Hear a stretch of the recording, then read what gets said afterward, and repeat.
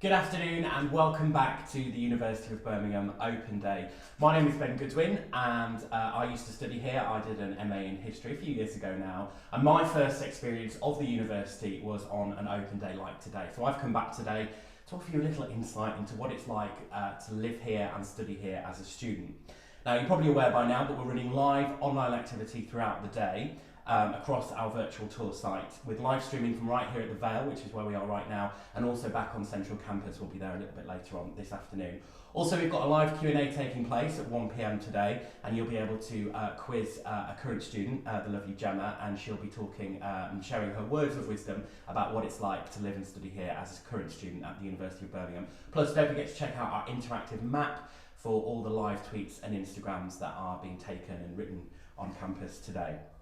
Now, in this broadcast, we're focusing on accommodation at the university, and here we have 3 accommodation villages, each offering a safe and friendly home from home, and they're all within a short walk from main campus. I'm here today in one of the show flats in Shackleton. We're in a show flat because there's real people living in the actual flats and they've got lives to lead, and I didn't really want to impose. But this is on the Vale, which is the largest of our 3 accommodation villages. Now, as well as somewhere to live, the Vale has a shop, cafe, bar and other facilities you'd expect when living away from home for the first time. Accommodation at the University of Birmingham varies slightly, and there's loads of choices to suit all tastes and budgets. We've got single study bedrooms with either ensuite or shared facilities. Obviously, if you choose shared facilities, it is a little bit cheaper. And we've also got studio apartments as well. Plus, there's the option of self-catered or meal plan. Now, meal plan basically means that you've got your food included in your stay, which you can redeem here in the villages themselves, but also on campus. So, as I said, today we're in Shackleton. That comprises of single study bedrooms, ensuite facilities and a shared kitchen between 6. And here you can choose whether to have a meal plan or not. So let's have a quick look around. Obviously, I'm here, if you haven't already guessed, in the kitchen. I feel like Kirsty Allsop, to show people around the house. And lots of space, very light, very airy. Everybody has their own cupboard for your food. Some people like to label them, but you usually find that once you've moved in, you end up sharing and cooking together. And we've run out of milk. Oh, I'll get it. It's my turn. That kind of thing. But there's loads of space in here to prepare your meals. Sit down, have a chat. There's a lounge area at the back that you can't see. Some people decide to get a television if they want to, but remember always to pay your TV licence. So there's lots of room here. You can chill out, and it's a really good place when you first move in, that you can just hang out and meet people and build those friendships that I'm sure will last a lifetime when once you've graduated from university. So let's move on and look in the boudoir. I'm not to trip over the wires down here.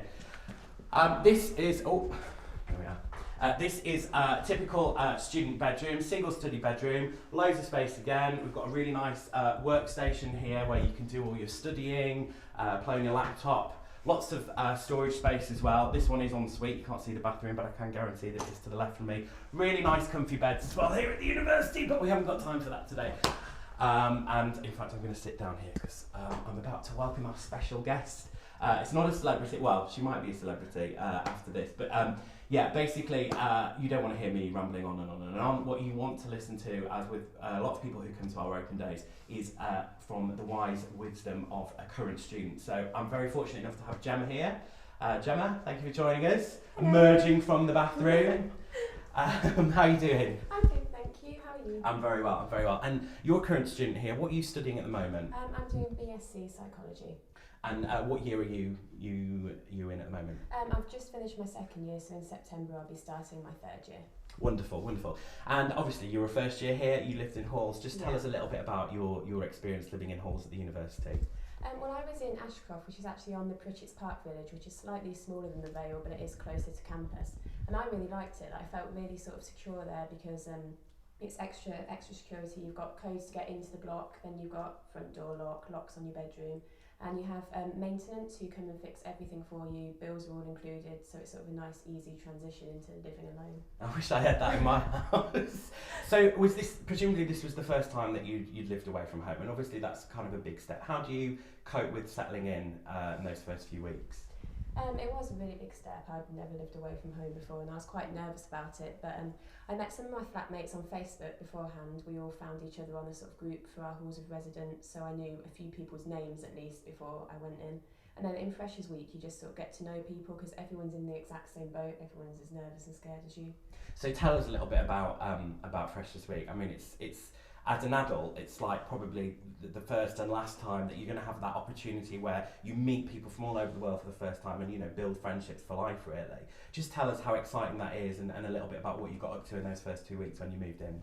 Yeah, everyone always talks about Freshers Week and Welcome Week, and they're not exaggerating when they say how great it is. But it's not just all about sort of the nights out and the drinking. There is like non-alcoholic events for people who think, oh God, I don't want to drink every night. And there's events in the day too. There's a societies fair where you can see about all the different societies that the university offers, and there's Freshers Fair where all companies come in and give sort of just freebies out. I got some free pizza and stuff. So it's just...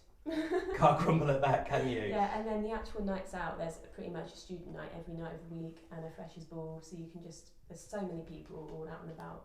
You make friends quite easily. And when obviously the free pizza dried up, then because you were self-catered. Yeah. So how did you adjust into like cooking and doing that kind of thing for yourself for the first time? I'd never really cooked before uni. I could do beans on toast and pasta, and that was about it. But you have a lot of sort of free time and stuff, so you can pick it up, and everyone's sort of in the same boat. And I just got a really good student cookbook with really simple recipes that at student prices, and just followed that like word for word. And how do you go about budgeting and things like that? Because, you know, I remember for me, it was the first time that I'd ever had to be responsible really for my own money in terms of buying things to live on, really. How do you go about that? I just worked out how much loan I'd have, took out all the rent and stuff that I had to pay, and then food-wise, it's a lot cheaper to buy frozen food. I did a lot of frozen vegetables, frozen meat and stuff, but you just make sure you know what you can spend each week and stick to that. And obviously, most students in their second and third year and fourth year, and if they go on to postgraduate study, they tend to move away from the university halls and live in Selly Oak. How do you go about the process of looking for a house to live in Selly Oak? I'd say, first of all, don't rush, because a lot of people think within the first month they've got to sort out their house, and then that's too soon. There's more houses than there is students in Selly Oak, so everyone gets a house, so there's no need to rush. I used Shack, which is the university's letting agent, and they've got a really good deal. The house is £55 a week. Wow.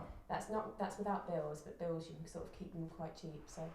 And for people who are unfamiliar with Selly Oak, it's obviously the suburb that's closest to the university, and as I said, where most of the students decide to live in their second plus years. Just tell us a little bit what the community's like in Selly Oak. It's sort of just like being in halls again, because it's just a student town, so even though you're in your own house rather than in a block of flats with other people, in all of the houses there's just students. So all your friends from halls will literally be about a 10-minute walk away of that. And there's all pubs and stuff, which there aren't at halls of residence. You can all meet up in the pub. It's a really nice feel. And obviously, thinking about halls and Selly Oak as well, obviously they're very close to the university, but how easy is it to get around the rest of the city from halls and Selly Oak? The university actually has its own train station, and Selly Oak has a train station too, which is on the same line. It's £1.40 for a return into the city centre if you've got a rail card, and the trains are every 10 minutes. It's about a 5-minute ride into town. It's really well connected to everywhere. The train line stops at loads of different stops. You can go to Bourneville, where Cadbury World is. That's one stop away from Selly Oak. Fantastic. You've been to Cadbury World? Yeah. Okay, you enjoyed it? Yeah, lots of free chocolate. So, just talking a little bit more generally about the sort of community life and things like that. What other kind of things have you been getting up to as a student? I was on the committee of the Psychology Society for my first 2 years at university. I've done some voluntary work off campus, which is to do with my course, and I'm also training for a half marathon, me and my housemates now. Rather you than me there, but no, good luck to you. That should be amazing. And you said that you chose to live in Pritchard's Park in your first year. Why did you choose that particular accommodation? I wanted sort of the cheapest accommodation that I could, because I didn't want sort of an ensuite. I just wanted to not sort of waste my money on accommodation as I saw it. So I just put down my choices as sort of cheapest first. And I think, speaking to a lot of students myself, like there's a lot of say, oh, you need to have ensuite, you don't need to have ensuite. I mean, what do you think about that? Do you think it really matters? I don't think it matters at all. For the whole entire year that I was in halls, there was only one time when someone was in the shower when I wanted it, so I just banged on the door and was like, get out, which you'd have at home as well when you share a bathroom. Yeah. It's not as bad as people think. People think you seem to never be able to get in it, but it's just once in a year that happens. And shared living as well. I mean, how does that? Because you know, a lot of people, they might have brothers and sisters or that kind of thing, but you know, this is a situation where you know you could be living with 6-8 people. So how do you kind of ease yourself into that, or do you just get on with it? It's just sort of a case of getting on with it. Everyone sort of has to adjust to it. So you just have to sort of be a bit careful about not winding other people up too much. Like sort of take other people's opinions into account, but everyone sort of adjusts to it because you have to really. And then you end up loving it because it's totally different to how you live at home. Yeah, and also I imagine that you don't just bond with the people in your own flat, you bond with people in the block, at the social centre, that kind of thing. Yeah, our whole block was really close. We used to just have our front doors like propped open and everyone would just go into each other's flats, so as a block. And my housemates now are people from other flats in my block, so. So that's how you met. Yeah. The people that you live with in the house. Year, yeah. You met in halls. Yeah, I met from the other because we're such a close block that then we chose to live together again in second year. Mm-hmm. And are you going to stay living with those people in the third year as well? Yeah. Yeah. So just thinking more about the sort of academic side of the university. Obviously, we've talked about the transition from living at home and living on your own. But what about the transition from sort of A levels, post-16 education to then post-18 education? How different is that? It's quite a big change because for my A level classes there was about 20 of us in the class. And then you go into lectures, psychology's a big course, and there's about 250 people in the lecture hall with one tutor sort of telling 250 people the same thing. But you get one-on-one time with your tutor, so it's not like you've only got that lecturer. You can go and meet them in their office hours if something in the lecture you don't understand. You have a personal tutor who gives you one-on-one tuition. So it is a big jump, but there is support still there. And what do you particularly like about your course the most? You're obviously studying psychology. Yeah. Third year, which I'm just going into, you do a research project that you lead yourself, you write up your report on, and that's your dissertation. And I really like that here, the psychology department is very research-led, so I have a project supervisor who's out there doing that research really well, being published in loads of journals. So. And what's your final year research project on?